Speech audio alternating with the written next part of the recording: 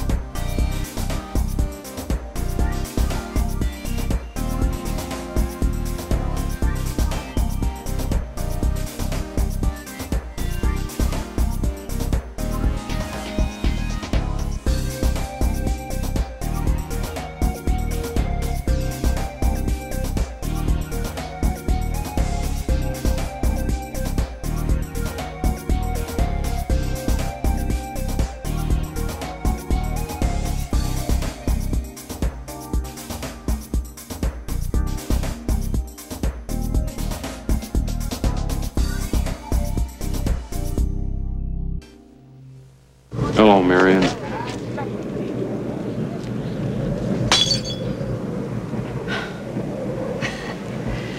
Indiana Jones.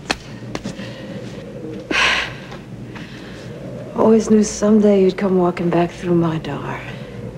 I never doubted that. Something made it inevitable. So what are you doing here in Nepal? I need one of the pieces your father collected. One thing about your Marion Ravenwood, obviously Indiana Jones needs a heroine, but it would have been too cliched for her to be a true damsel in distress. So you had to show some grit.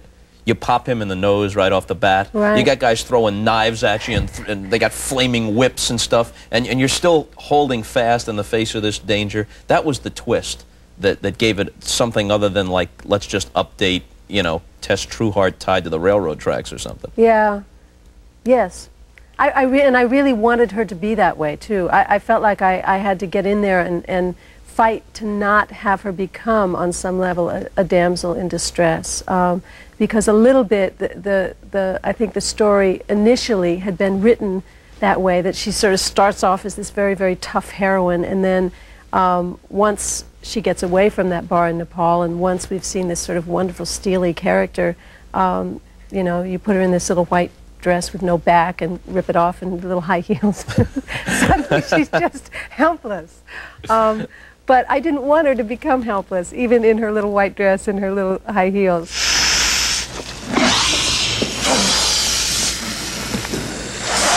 Take this. Wave it at anything that slithers. Oh, my God, it's all blazing slithering. Indy! Ow! Jesus!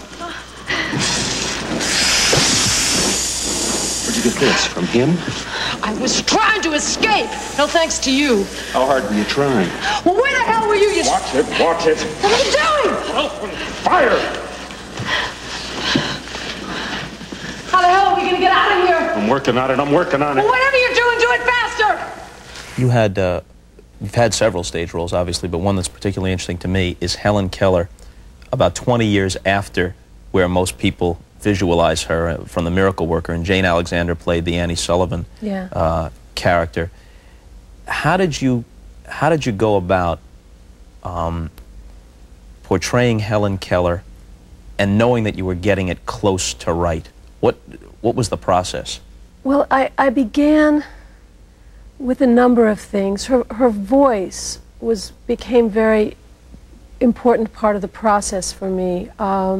And I spent quite a bit of time with children who were learning, deaf children who were learning to speak. And I think one thing that was very liberating is I began to realize that there is no deaf voice, that each child and each adult had their own specific problems in terms of learning to speak, and that Helen did too.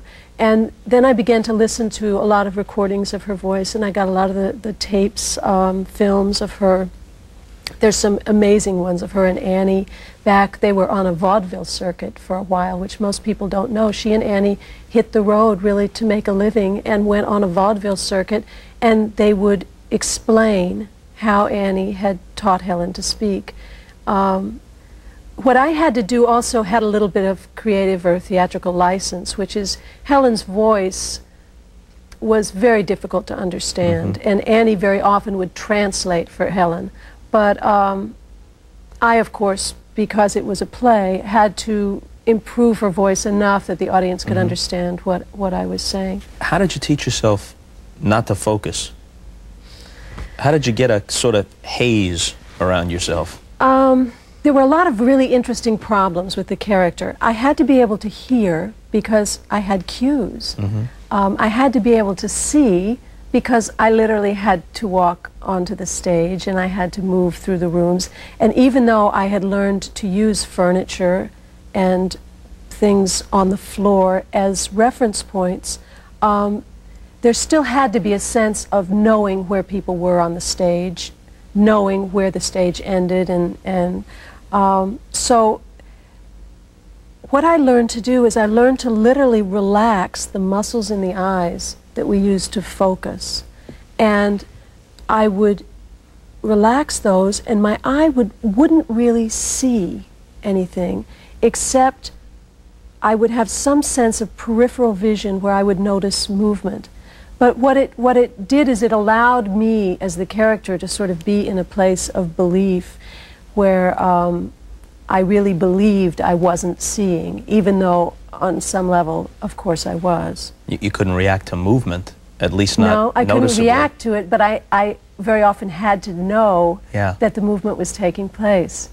So it's very difficult. It took place over a long period of time to be able to have someone come toward you and to not instantly do the things that we Sure. normally naturally do in response to someone extending a hand towards you, or and with the voice it was even more difficult because I couldn't hear inflections when people would speak to me. So things, Jane Alexander as Annie would spell something into my hand and speak at the same time, but I couldn't respond to her as though I had any awareness of the inflection or of the attitude or the emotion in her voice. I had to respond completely in relationship to what she was doing to my hand. How do you go about assessing where you stand in a stage performance?